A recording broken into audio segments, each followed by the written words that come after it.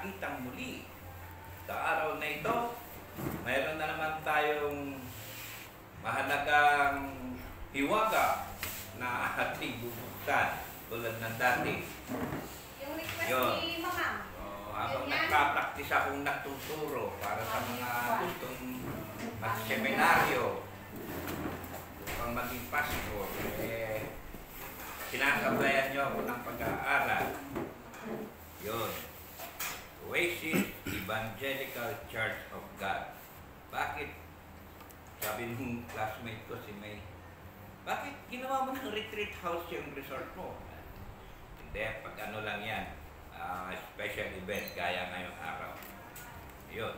So, bago tayo mag-umpisa, ipapakita ko sa inyo. Saan na napunta yun? Nasa dulo yata yun. Shortcut ako. Mahilig sa shortcut yung misis ko. Sir. Yeah. Sir. Question.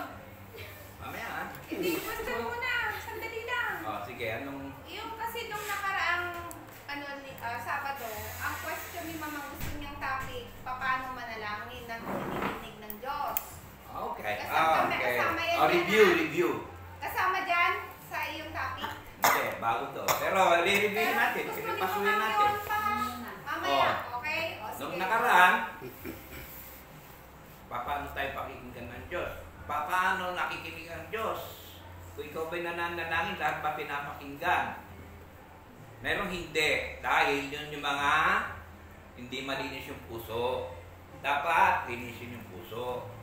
Yun yung result ng ating napag-usapan. Pero mahalaga din, sabi ng Biblia, na huwag pa ulit-ulit. Diba? Hindi bingi ang Diyos. Sabi niya, nasa langit siya, nakikita niya lahat, naririnig niya, ang puso mo, kilala niya. Kaya kahit na anong, hindi ka pa nga humihingi, kailangan niya ito, bibigyan ko siya. Ganun. Madalas na nangyayari yun. Kung yung actual na panalangin na gusto ni Mother, manalangin ka sa puso mo, Mother. Lord, thank you. Forgive me for what sin I had done wrong. Tawarin mo kami. Salamat po kami. Ganun po ang panalangin diretso sa Kanya. Huwag na paulit-ulit. Di ba? Sabi ni Mother, yung rosary ito, paulit-ulit. Kasi 7 beads yun di ba Mother, no? 5. 5. Na 7 rounds. Ilang rounds? Hindi. 5, 50 Hail Marys at saka 5 na beads na pag ganyan. Isa lang. Paikot yun Paikot yun. Beads, tapos may bilang yung ganun. 5 plus 10. Bagay, minsan ginawa ko rin yun. Bang nakasakay ako sa pusong araw, nag-rosary din ako kasi nakagisnan ko yung Catholic Pero mapalad din ako na mula sa CIT, ang teacher ko, advisor ko si Mrs. Aguida Beltran. Siya ang science teacher ko Tinanong ko siya one time, Ma'am, why is the sun keep on shining? Science Natawa si Mrs. si Marcel. Natawa sa akin. Bakit mo tinanong? Siyempre, nag-iisip na yung murang isipan ko Nag-uumpisa na siyang mag-mature. So marami na nagtanong. Nalipat ako sa Rasalet, Santiago Isabela. Doon nag-umpisa yung awareness ko sa God. Ang Rasalet, mga Lasal Brothers ang nagpapatakbo. So, pumatok ako. Pwede po ba akong maging novitiate ng Lasal Brothers? Ano ba yung novitiate pa? Training. Training. Para mabuksan yung awareness ko sa Lasal Brothers. So, 1 year din ako nakikinig ng lecture ng mga Lasal Brothers. Nalipat na naman kami ni Kuya Fredo sa Cagayan. Wala isang taon, nalipat na naman kami sa Bacolod. So yung high school ko, magulo. Ilang estudyante? CIT, Lasalet, Cagayan, Teachers College. Tapos nung nabacolod kami, Colegio San Agustin, Recoletos. Mga Agustinian na pari naman yun. Pumatok na naman ako. Kasi nag-uumpisa na ako. Gusto ko na magpari nung araw eh. Pumatok na naman ako. So yun, ginagawa akong tagabasa. May misa, ginagawa tagabasa nung pari. Sa school yun. After nakagraduate ko ng high school sa Bacolod, nag-second year college ako. Tapos, wala na, nawendang-wendang ng Kuya Edong ko. So sabi ko, punta na lang ako sa Zamboanga. So nagparal sa akin si Kuya Ernesto sa Zamboanga. Kano sweldo niya nung araw? 1.5. In-enroll niya ako sa Ateneo. Big time. Ateneo, mga Jesuit priest na naman ito. Katok na naman ako. Pagkakatok kong gano'n, sabi sa akin ng rector, okay, you can be my assistant. Aba, naging assistant ako ng rector. Doon sa theology namin, ako taga-check ng papers. Ginawa akong assistant eh. Ako taga-check. Ako taga-business assignment. So yun, na-link ako, napalapit ako sa tawag ng Diyos. Ang paglilingkod, ano ba silbi ko sa mundo? Sabi ko, anong use ko? Buti na lang, siguro hindi ko kapalaran maging pari. Marami pala siyang ipapakita sa akin pagdating ng araw. Yun, binigyan niya ako ng mabuting asawa. Yun, binigyan niya sa akin. Magaganda mga bagay na pinagkaloob ng Diyos na dapat natin ipagpasalamat. Lahat nangyayari sa buhay natin, pagpasalamat ka. Diba? Ay pagsubok na dumating sa buhay mo, harapin mo, magpasalamat ka, tutulungan ka ng Diyos. Balikan natin si Mother nung nag-i-inquire ako sa science. Yung itinuro niya sa akin sa science, so namulat ang kaisipan ko sa science. Hanggang nag-research ako, hanggang kaya ko nang basahin ang constellation. Biro mo, mga between na yan, nakikita nyo yun. Una mong makikita, 3 stars, 3 kings. Diba? Tapos andyan ay Leo. Kita mo siya yung constellation. Isinyer ko sa mga anak ko nung nasa Davao na kami. Sabi ko sa mga anak ko, dadalhin ko sila sa bubong. Galagay ako ng tawag doon, sapin. Tapos paihigay ko sila, sabay-sabay kami titingin sa langit. Pina-identify ko sa kanila ang constellation. So napakahalaga pala yung mga science na pinag-aaralan ng tao na maraming katanungan, hindi ma-explain bakit may bituin, bakit may araw, bakit may buwan. May gumawa, alam na natin yun, di ba? Nung una, sabi ng Diyos ay wala. Walang-wala, void and nothing. Walang naman ang space. Gumawa siya, heavens and earth. Let there be light. Yun sunod-sunod na creation. So yung mga katotohanan na yun na magbibigay sa iyo ngayon ng kaalaman. Sabi, importante ituro mo sa bata. Mula sa aking guro, tinuruan niya ako, bata. Kapamilya ako, tinuruan ko yung mga anak ko, bata. Nakasulat pala sa Biblia. Nakikita nyo sa screen. Ang sinasabi niya, turuan mo ang bata sa daan na dapat niyang lakaran at pagka tumanda man siya, ay hindi niya hihiwalayan. So, nandyan siya. Pero mo, nung mag-umpisa kang maglakad, nakakaintindi ka, papa, mama. Diba? At turuan ka na ng mga magulang mo, anong magsalita, paano lumakad ng maayos. So, magiging yun na yung guide mo habang lumalaki ka. Nakasulat pala sa Biblia. Ang kahalagaan ng pagtuturo sa bata. Yun ang ating binuksan munang verse sa umagang ito. Ngayon, dumaan tayo sandali sa mga marami pang katanungan sa Biblia. Tingnan nyo kung anong madalas na tanungin ng mga tao tungkol sa Biblia. Ay, maliit. Maliit siya. Yan, What the meaning of Bible? People ask, madalas yan, ano ba yung Biblia yan? Yeah. Ito, sagot ng mga scholar.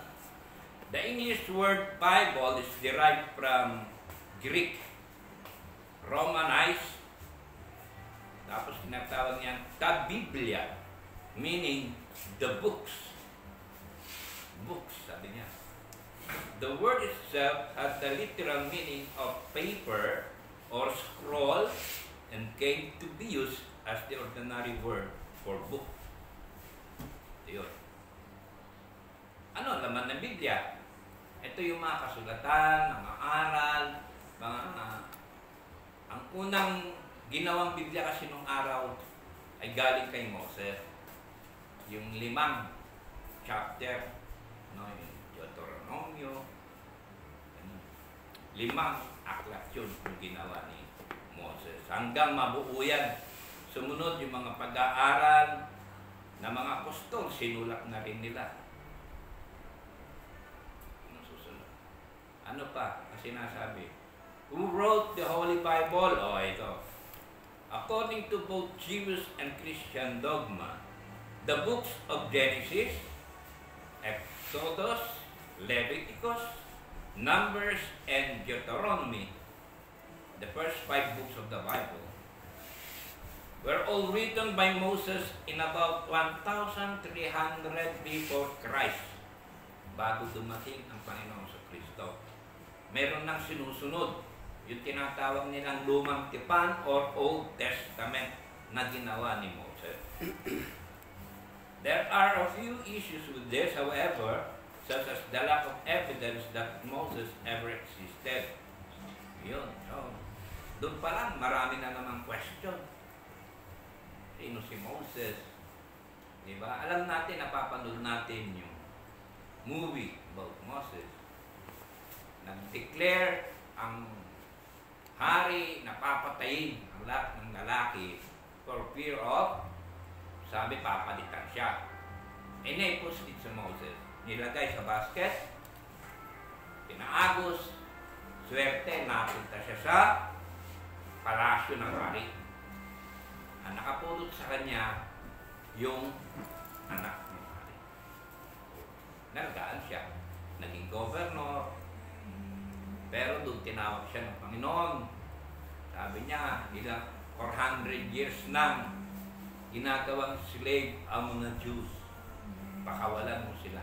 Utos ng Diyos kay mo. So, ganoon ang nangyari. Hanggang nailigtas niya lahat ng mga Jews doon sa kaharian ng Greek. Ito pa sinasabi, review lang naman tayo, bibilis ako. Kasi mas maganda yung susunod na pag-usapan natin. Review. Okay, sabi rito, the oldest surviving book text of the New Testament is the beautifully written Codex Sinaiticus, which was discovered at St. Catherine Monastery at the base of Mount Sinai in Egypt. Yun. Yung New Testament pala, yung sulat ng mga apostol, pinaka-the best daw na aklat na kasama sa Biblia. So, yun. Ginagamit natin guide ang Bible sa ating buhay dahil nandyan na lahat. Scholars now believe that the stories that would become the Bible were disseminated by word of mouth across the centuries. So, maraming taon in the form of oral tales and poetry, perhaps as a means of forging a collective identity among the tribes of Israel. May dumating na panahon nga sinunog Sinunog dahil maraming nakakonfuse. So, ang ginawa naman ni Martin Luther, naggawa siya ng panibagong Biblia na lalong kumala. Mayaman si Martin Luther pero pinasunog yan yung panahon na yun. Hanggang nabuhay siya muli. Tingnan nyo yung hiwaga ng Biblia. Kaya ngayon, tinuturuan tayo gumamit ng Biblia. Kahit papano, lalo ngayon high-tech na tayo, Ang Bible, libre na. May apps kang pwedeng ilagay sa cellphone mo. Tulad ng ginagawa ko sa inyo ngayon, no? High-tech na. Di ba? So, yun yung mga short, brief introduction ng Biblia na pinapakita lang na ang salita ng Diyos ay walang hanggan. Hindi siya pwedeng mawala. Nagiging guide natin. Mula noon hanggang ngayon, marami ng panahon na lumipas, pero nandyan pa rin siya. Okay, umpisa natin ang paksa natin ngayong umaga. Ito, napakaganda. COVID. Nag-post ako sa Facebook. Daming namamatay. Sumagot sa akin si Gloria. Sabi niya, Manong, takot akong mamatay. Sabi ko, wala naman exempted ang tao. Lahat naman namamatay. Di ba? Ngayon, titingnan natin kung ano sinasabi ng Biblia tungkol sa kamatayan ng tao. Diba?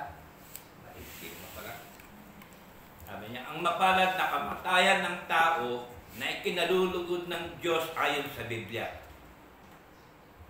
Nalulugod pala ang Diyos pagka ang tao ay namamatay. So, hindi siya dapat na ipatluksa. Dahil nalulugod ang Diyos. Paano nangyari yun? Na ang mapalad na kamatayan, may mapalad pa na kamatayan. Paano yung mga nag-air crash? Mapalad ba yung kamatayan na yun? Sumabog sila. Diba? Yung lumulubog na barko, mapalad ba yun? Nasagasaan sa highway, sumabog yung utak, labas ang mata, utak niya, sabog-sabog sa kalsada. Diba? Ay, meron, nangyari one time. Pinuntahan ko nga dahil kasamahan din namin dati. Eh, mukha talagang plat na plat ng gano'n. Gano'n ko sa kabaong, nakaplat talaga. Parang pakin. Pinakita pa yung mukha niya? Oo, pinakita. Grabe. Titigan mo pa. Mapalad, nakamatayan. Tingnan natin kung ano sinasabi ng Biblia. Kinalulugod ng Diyos. Diba? Manalulugod ng Diyos. Bakit? Kanya, may iwasan ba ng tao kamatayan? Tingnan nyo to. Sa Ecclesiastes 8:8. Walang tao na may kapangyarihan sa diwa upang pumigil ng diwa. Ni walang kapangyarihan siya sa kaarawan ng kamatayan. At walang dahilan sa pakikipagpunyagin yaon ni mailigtas siya ng kasamaan ng taglay niya. Taglay niya. Hindi pwedeng sabihin ni Gloria, takot akong mamatay. Pero sa susunod na mga paksa, mga verses, makikita natin na nalulugod ang Diyos pagka ang tao ay namamatay. Tingnan niyo. Ito, sinasabi niya sa Job 12:10. Nasa kamay niyang kaluluwa ng bawat bagay na may buhay at hininga ng lahat ng mga tao. Nasa kamay niya ang kaluluwa dahil siya ang nagbigay ng hininga. Di ba? Ang Diyos, di ba, hinipan niya yung clay, nagkaroon ng buhay. Yung pala yung kaluluwa ng tao, pag namatay, babalik sa Diyos. Hiwaga, no? Meron dyan sa burol. Sasama na yun ng gano'n yung asawa niya, sasama na dun sa butas Di ba? Di ba? Gusto sumama sa butas. Diba? Pero yung pala, yung kaluluwa nun, nasa kamay ng Diyos. May iwasan ba ng tao ang kamatayan? Yun na nga, paano nga naiwasan wala kang kapangyarihan. Diba? Hindi mo makontrol. Lahat na natin sinasabi sa aklat ni Moises, sa Deuteronomio 32:39. Tingnan nyo ngayon na ako sa katuwid, bagay ako nga. At walang Diyos sa akin, sabi ng Panginoon. Ako'y pumapatay at ako'y bumubuhay. Ako ang sumusugat at ako ang nagpapagaling at walang makaliligtas sa aking kamay. Kontrolado niya. Pagkasakit ka, siya rin pala ang magpapagaling. Kung mamatay ka, kaya kanyang buhayin. Di ba? Bubuhayin ba ng Diyos ang taong namatay na? O, tingnan natin kung anong sinasabi sa banal na kasulatan.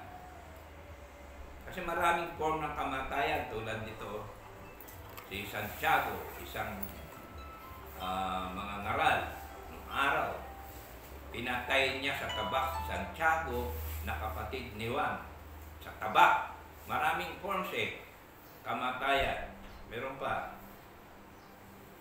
Ito, si Esteban naman, sabi sa Acts 7:59, at kanilang pinagbatuhanan si Esteban na tumatawag sa Panginoon at nagsasabi, Panginoong Hesus, tanggapin mo ang aking spirito. Pinatay sa bato. Pinakamasakla, pinasagasaan sa highway. Kita ko yun. Diba? O, si Esteban, bago namatay si Esteban, sabi niya, at siya'y nanikluhod at sumigaw ng malakas na tinig. Panginoon, huwag mong iparatang sa kanila ang kasalanan ito. At pagkasabi niya nito ay nakatulog siya. Bago siya namatay, sabi pa niya, huwag mong iparatang sa kanila. Yung pagpatay sa kanya, hiningi pa ni Esteban na huwag iparatang sa kanila. Pinatawad ka agad niya. At pagkasabi niya nito ay nakatulog siya. Tingnan niyo yung ginamit ng salita. Pwede palang yung patay sa kalagayan ng Diyos, tulog lang. Diba? Anong katunayan? Yan yun. Sabi sa Daniel 12:2, at marami sa kanila na nangatutulog sa alabok ng lupa ay nangagigising. Ang iba'y sa walang hanggang buhay at ang iba'y sa kahihiyan at sa walang hanggang pagkapahamak. So yung natutulog, magigising. Ayan ang salita ng Diyos. Kasi sabi nga niya kanina, di ba? Ako mapatay, akong bumubuhay. O ngayon, yung palang patay ay tulog lamang sa Panginoon. Kung tulog yung patay, kaya niyang buhayin. Paano bubuhayin ng Diyos ang patay? Tulog lamang sa Diyos ang kamatayan. Anong kalagayan para sa Diyos na isang natutulog ng tulog sa kamatayan? Ito na ang hiwaga ng ating Panginoon. Balik tayo sa Ecclesiastes 9:5. Sapagkat nalalaman ng mga buhay na sila'y mga mamatay, ngunit hindi nalalaman ng patay ang anumang bagay, ni meron pa man silang kagantihan, sapagkat ang alaala sa kanila ay nakalimutan. Kung ang isang tao ay patay na, wala na siyang alam doon. Sabi ko kay Marilyn, pag namatay ako, i-cremate mo ko. Bakit? Alam mo ba i-cremate kita? Sahid ka na! Sabi niya, kung anong gawin ko sa'yo pag namatay ka, balutin kita ng kubo. Tulad ng mga Muslim, binabalot ka ng Muslim na kubo. Tapos wala nang lamay, direksyon na yun. Wala nang lamay. Sa atin, meron pang pasaklaan kaya lalong sumasama Di ba? Pero pang-abuloy daw yun. Kano bibigay nila? 20% yata para sa patay. Pero ngayon, yung nagsasakla, andito patay, nandun sa highway yung nagsasakla. Di ba? Dapat doon mismo Pero iba na Iba Iba na panahon natin. O, ito pa. Sinasabi ng Ecclesiastes ulit, karugtong nung kanina. Ano mang masumpungang gawain ng iyong kamay, gawin mo ng iyong kapangyarihan sapagkat walang gawa ni kathaman, ni kaalaman man, ni karunungan man sa Siyol na iyong pinaparunan. Kung nakaisip ka ng mabuti, gawin mo agad. Kasi hindi mo nga kontrolado yung bukas. Patay ka na. Diba? Last time, nagluluto ng paksi yung nanay. Nay, kailan natin kakainin? Bukas na nga. Naumagahan, natake, hindi na natikman yung kasi. Meron. Tanong siya, pagkain, kasi tikman mo na anak. Patikim mo na. Diba? Ano pa sinasabi ng Biblia tungkol sa kamatayan? Kung papaano ang ulap ay napapawi at nawawala, gayon siyang bumababa sa Siyol ay hindi na aahon pa. Ano yung Siyol? Yun yung grave site, yung Siyol. Manalim kasi, pati sa Tagalog, na version Siyol pa rin ang ginamit. Pero actually yung grave, yung tinatawag nilang Siyol. Siya ay hindi nababalik pa sa kanyang bahay, ni malalaman pa man niya ang kanyang dako. Patay. Hindi totoo yung babalik. Sa-celebrate tayo ng 40 days. Sabi natin, nandyan pa siya. Diba? Nandyan pa siya. Pero sabi niya dito sa home, St. Jesus, siya ay hindi nababalik pa sa kanyang bahay. Wala na siya. Kaluluwa niya nasa kamay na ng Diyos eh. Doon dumiretso yun. Kaya yung sinaselebrate natin 40 days, pasyam, yung mga ganun. Mga ano yun, nakagawian lang natin mga Pilipino. Pero sa banal na aklat, wala yun. Bakit? At ang alabok, oy Shopee, bigil ka. Diyan. At ang alabok ay mauuwi sa lupa gaya ng una dahil tayo galing sa alabok, di ba? At ang diwa ay mababalik sa Diyos na nagbigay sa Kanya. O, di related dito doon sa sinasabing nasa kamay ko ang kaluluwa ng bawat tao. Di ba? Anong gagawin ng Diyos sa natutulog? Ay, ito may nakakasabik na sagot. Nasa Biblia lamang makikita. Katotohanan sinasabi ko sa inyo, dumarating ang panahon at ngayon nga na maririnig ng mga patay ang tinig na anak ng Diyos at ang makaririnig ay mga bubuhay. Pero mo yung patay, makakarinig. Sino nagsabi? Ang Diyos. Question mo ba ang Diyos? Siya na ang gumawa ng lahat, di ba? Sabi niya, katotohanan. Sinasabi ko sa inyo. At ngayon nga na maririnig ng mga patay ang tinig ng anak ng Diyos. Ganda, di ba? Sapagkat kung paano ang ama ay may buhay sa kanyang sarili, ay gayon din naman pinagkalooban niya ang anak na magkaroon ng buhay sa kanyang sarili. Correct. Pareho silang Diyos eh. Diba? At binigyan niya siya ng kapamahalang makahatol sapagkat siya'y anak ng tao. Sabi ng Diyos. Pero ang kalagayan ng Panginoong Jesucristo ay Diyos pa rin. Pinanganak ni Maria. Dahil yun ay nasa propesya. Diba? Na darating ang araw, siya ay magkakatawang tao. Tawag sa kanya, Emmanuel. Next. Huwag ninyong ipangkilalas ito sapagkat dumarating ang oras ng lahat ng nasa libingan ay makaririnig ng kanyang tinig. Diba, sarap? Pag namatay ka pala, gigisingin ka ng Diyos. At magsisilabas ang mga nagsigawa ng mabuti ay sa pagkabuhay na maguli sa buhay. At ang mga nagsigawa ng masama ay sa pagkabuhay na maguli sa paghatod. O, mabuti, ginawa mo, kukunin ka. Kung hindi, hahatulan ka.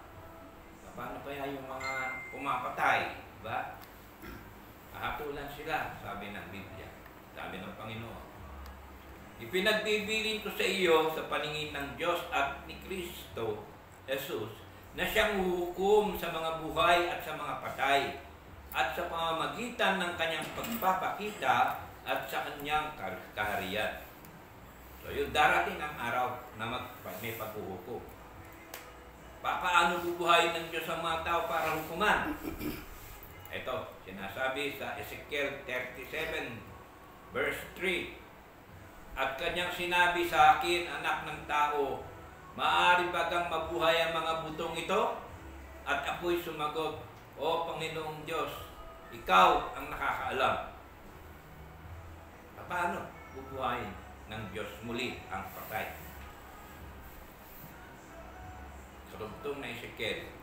Muling sinabi niya sa akin, manghula ka sa mga butong ito at sabihin mo sa kanila, o kayo mga tuyong buto, inyong pakinggan ang salita ng Panginoon. Pag namatay ka na, malulusaw yung katawan mo, buto na lang natitira, kaya ka pang buhayin. O di, kahit yung mga nalunod sa dagat, kaya niyang palitawin. Paano yung mga sumabog, kapira-peraso, kaya niyang buuin muli. Ay Diyos niya. Ganito ang sabi ng Panginoon Diyos sa mga butong ito. Narito, aking papasukin ang hinga sa inyo at kayo'y mga bubuhay. Diba tulad ng una mula sa putik. Hindi nga niya karoon ng buhay. Ganon pa rin ito. Ang sinasabi niya, pag namatay ang tao, ganon pa rin ang gagawin niya. Bubuhayin niyo muli.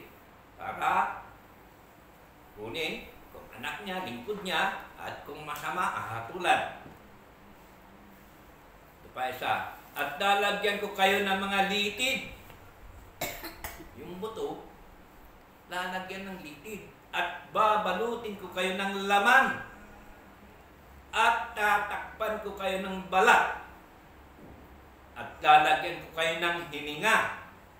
At kayo'y mga bubuhay at inyong malalaman na ako ang Panginoon. Biro mo, at dikay-dikay ka na. Yung puntod ng lola ko, nung binuksan namin, buhok na lang nakita ko eh. Kalansay, bungo, buto, buhok, okay pa. Yun na lang natira kasi dead cell naman ng buhok eh. Pero yun pala, kayang buhay ng Panginoon niya. Yun ang hiwaga ng ating existence. At nakita ko ang mga patay, sabi sa Apokalipsis. Malalaki at maliliit na nangakatayo sa harapan ng luklukan at nangabuksan ng mga aklat at nabuksan ng ibang aklat na siyang aklat ng buhay at ang mga patay ay hinatulan. May aklat. Sa langit may aklat. Pag namatay ka, ahatulan ka ayon sa iyong gawa. Nakalista lahat kung ano yung pinaggagawa mo, may aklat. No? Ahatulan ka. Parang pumunta diyan sa RTC. Diba? Kung may kaso ka, nakalista lahat. Meron pang nag-Greg shorthand doon, susulat kung ano yung sinasabi mo. May araw ng paghuhukom. At ibinigay ng dagat ang mga patay na nasa kanya. O ito yung sinasabi ko sa inyo kanina. Yung mga nalunod sa Titanic. Yung mga lumulubog na barko, kaya niyang iyahon. At ibinigay ng kamatayan at ng Hades ang mga patay na nasa kanila at sila'y hinatulan bawat tao ayon sa kanyang mga gawa. Tingnan lang yun, kumusta na, anong ginawa mo nung buhay ka pa? Hatulan ka. Nakita ng iyong mga mata ang aking mga sangkap na di sakdal at ang sa iyong aklat ay pawang nangasulat kahit na ang mga araw na itinakda sa akin nang wala pang anuman sa kanila. Lahat nakasulat, may aklat eh. bubuksan. Christopher, anong ginawa mo? Patay ka na nga. Sinungaling ka ba? Mali! Siguro hindi naman na gano'n kasi espiritu ka na eh. Totoo na sasabihin mo lang. Espiritu ka na. Ingatan ninyo na huwag ninyong pawalang halaga ang isa sa maliliit na ito sapagkat sinasabi ko sa inyo na ang kanilang mga anghel sa langit ay nakakitang palagi ng mukha ng aking Ama na nasa langit. So, may mga anghel, totoo pala yan, may mga anghel de la guardia. Alam mo, yung bata nakahulog ng gano'n pero walang ano nang nangyari. May sumagit sa kanya. Totoo pala yung mga anghel. Sa Biblia. Ngayon, kapag ikaw ay patay, anong gagawin sa'yo ng Panginoon? Yung word taker. Ikaw ay titimbangin. Katimbangan. Pagka ikaw ay nasugpong ang kulang, mali, ito hapon sa'yo. Doon ka. Kumukulong apoy. Kanina, may mapalad na kamatayan doon sa unang pinitawan natin. Ano yung mapalad na kamatayan? Yan. Mapalad at banal ang makalakip sa unang pagkabuhay na maguli. Sa mga ito'y walang kapangyarihang ang ikalawang kamatayan, kundi sila'y magiging mga saserdote ng Diyos at ni Kristo at magagaharing kasama niya sa loob ng 1,000 taon. Mayroong sinasabi rito, ito malalim ito, yung ikalawang kamatayan. May chance ang bawat isa. Namatay ka, ahatulan ka. Kung mapalad ka, kukunin ka ng Diyos at kasama kang maglilingkod sa harian ng Diyos. Yun yung mapalad na kamatayan. Kung kukunin ka ng Panginoon upang maglingkod at kasama ka, maghahari sa loob ng 1,000 taon. Meron pa tayong 1,000 taon. After death, meron ka pang 1,000 taon. After that, kasi kasama ka na ni Kristo, kung kinuha ka niya, mangangaral na kayo sa lahat ng mga bansa. Yung ayaw makinig, yun na yung hatulan. Pero ito, isang hiwaga na naman ito. 1,000 taon na magaganap sa buhay ng tao. At ang kamatayan at ang Hades ay ibinulit sa dagat-dagatang apoy. Ito na yung mga hatulan na masasama, mga pasaway. Ito ang kalawang kamatayan, sa makatuwid ay ang dagat-dagatang apoy. Impyerno. Kung ating babalikan, yung madalas na ginagamit, impyerno, yung dagat-dagatang apoy. Sapagkat ang Panginoon din ang bababang mula sa langit na may isang sigaw, may tinig ng arkanghel, at may pakakak ng Diyos, at ang nangamatay kay Kristo ay unang mga bubuhay na maguli. Ang unang pa ganyang bubuhay, yung mga apostol niya. Dahil kasama niya naghirap yung mga yun. O sino pa susunod? Nililigtas niya. Hindi yung lahat ng nakikinig sa kanya. Ang lawak-lawak na ng Christianity. Pag sinabing Christian ka, naniniwala ka kay Kristo. O di kasama ka. E paano kung Muslim ka? Maliligtas ka ba kung Muslim ka? Sila ang mahatulan. Pero definitely, sinasabi niya, kung makakasama ka niya sa kaharian na maglilingkod pa ng 1,000 taon bago ang pagkuko, di mapalad. Mapalad tayo. Gaya na nakikinig kayo sa salita ng Diyos, mapalad ka. Diba? Kung magkagayoy tayo ng nabubuhay na nangatitira ay aagawin kasama sa mga alapaap upang salubungin ng Panginoon sa hangin, at sa ganito'y sa Panginoon tayo magpakailanman. Pag dumating na siyang ganyan, sasama ka na niya. Halika na. Trabaho na tayo. Tax pa natin. Iba pang maraming tao. tayo sa China. Dahil hindi naniniwala kay Panginoong Jesucristo ang China. So maraming imimisyon. No? Mapalad ang tao pagka naisama ka sa kaharian ng Diyos. Sana. Walang taong makalalapit sa akin, sabi sa aklat ng Juan. Maliban ng ang amang nagsugo sa akin, ang sa kanya'y magdala sa akin at siya'y aking ibabangon sa huling araw. Yung taong tumulong kay Kristo sa pagbubuhat ng krus. Sa amin. Yung dalawang magnanakaw na nasa tabi niya. Nung pinakasila sa krus, you will be in paradise. Sabi ng Panginoon. May binigkas kasi yung isang magnanakaw. Panginoon, sama mo. You will be with me in paradise. Kasama yun. Bakit? Kasi ang Diyos ay tapat.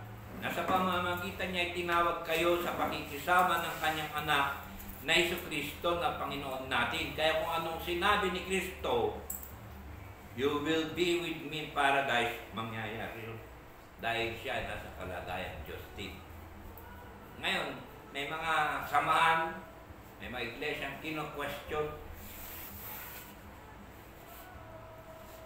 Ama, sabi daw ni Kristo, bakit mo ako pinabayaan? Kino-question niya. Yung form ng pagkamatay ni Kristo ay nasa kalagayang tao siya noon. Ikaw kaya ay pako sa krus. Nakabitin ka pa.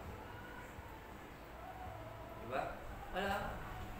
Nagdi-deliver na ang katawang tao ng Panginoong Jesucristo. Pero sigurado, alam natin, di ba? Pinatunayan niya. Bagsak mo ang templo nito sa 3 araw, tatayo muli. Nung namatay siya. O, di ba? Nabuhay siya ulit. Tingnan natin sa 1 Corinto 1:1. Si Pablo, na tinawag na maging apostol ni Jesucristo, sa pamamagitan ng kalooban ng Diyos at si Sosthenes na ating kapatid, sa iglesia ng Diyos na nasa Corinto, sa makatuwid bagay sa mga pinagpaging banal kay Kristo Jesus, na tinawag na nangagbanal, na kasama ang lahat ng mga nagsisitawag sa bawat dako sa pangalan ng ating Panginoong Jesucristo. All you have to do is call. Tawagan mo, Panginoon. Lahat yun. Bibigay niya sa'yo. Pag nanalangin ka, dumain ka, humiling ka, malinis ang puso mo, bibigyan ka. Sumainyo nawa ang biyaya at kapayapaan mula sa Diyos na ating Panginoong Ama at sa Panginoong Jesucristo. Ito po, itatapos ang ating paksa. Maraming salamat sa Diyos. Diba, maganda paksa? Baka may questions naman. So, matatakot pa ba tayo sa kamatayan? No? Yan na. Ayan na. Pagka namatay ka, bubuhayin ka muli. Diba? Kung maraming kasalanan, may kasulatan naman may libro. 2 libro yung nasa langit ilan ang ahatol sa'yo, lahat ng matatanda doon. Final verdict, Supreme Court, sabi ng judge, ito, ang parusa sa'yo. Diba? Ang sarap. Ang sarap magbasa ng Biblia. Kaya,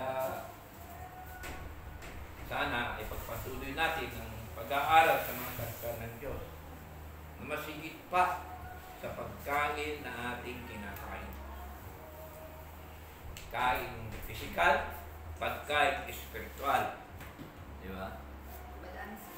Salamat po muli mga kapatid. Sa susunod ay sa ating pag-aaral ay kung may gusto kayong dapat nating buksan, magsabi lamang kayo. Kung hindi, ako maghahanap. O si Mama, baka meron siyang gusto. Mother.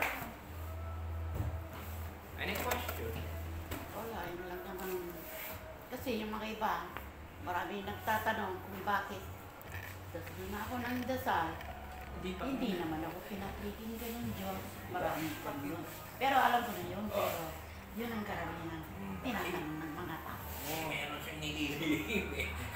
Ay, dasal. Kung meron kang, yung puso mo hindi malinis, hindi ka pakikinggan. O, di ba, Mother? Oo. Maganda yung paksa mo, Yung ha? mga tao nga eh. Dasal na ako ng dasal. Hindi naman ako sinasagot ng Diyos. Ano ba kasi dasal mo? Manalo ka ng system. Oo, marami. Pero maraming sagot naman doon. At pumasa ka ng exam. Hindi ka naman nag-aral. Sige, super yun. Ha? Si Super may nag-aaral yan, pero pagdating na actual exam, 99%. Walang notebook yan. Pero pumapasa. Uy. Walang notebook yan. Scholar ng Piati. Diba? Ganun din yata si Red eh. Si Captain, may junior na tayo.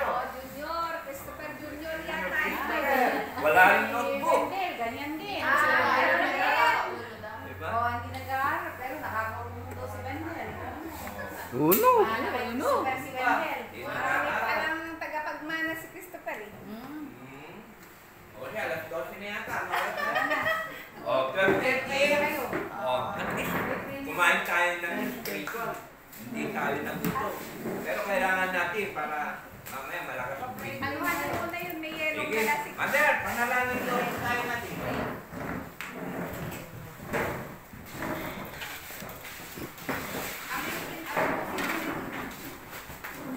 Diyan ka iyan, Ma. Hindi, pati yung Father, Son, Holy Spirit, Amen. Lord, our Almighty God, bless us in this food we are going to take from thy bounty through Christ our Lord. Amen. At sana po, Lord, lahat po kasana kami nandito ngayon. Sampo ng aming mga minamahal sa buhay na wala dito ay pinananalangin namin at hinihiling namin sa inyo na huwag po sana kami na gordyahan po ninyo kami, protektahan at huwag kapitan ng COVID-19 pandemic na ito. Maraming salamat po, Lord.